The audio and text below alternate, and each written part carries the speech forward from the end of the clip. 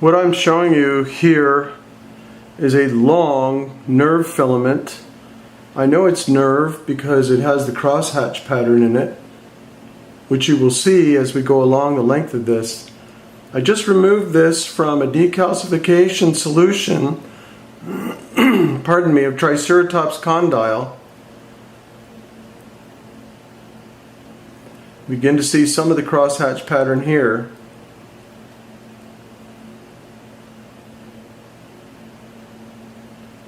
There's a beautiful example of the crosshatch pattern. You can see it throughout. And that is diagnostic for peripheral nerve. The condyle bone on the Triceratops is a softball shaped bone that connects the skull to the vertebral column. So this is a nerve filament. You can see how long it is because I keep going along the length of it, and you can see the crosshatch pattern throughout.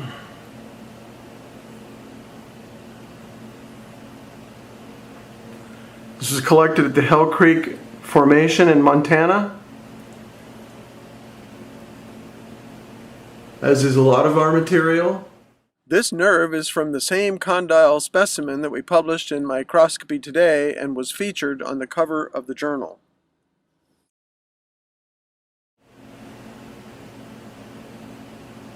Here you can see that beautiful crosshatch pattern running the entire length of this very long nerve fiber. This was a fixed specimen, so we put our specimens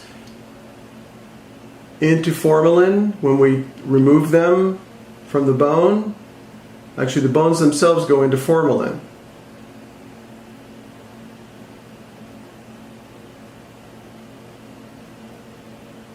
This specimen was fixed in formalin. At the site, we put our specimens directly into formalin. I believe those are lipids. Lipid droplets that are fixed inside of the crosshatch sheath, which you can see here very clearly, running up and down the fiber. This is definitely a nerve fiber from condyle.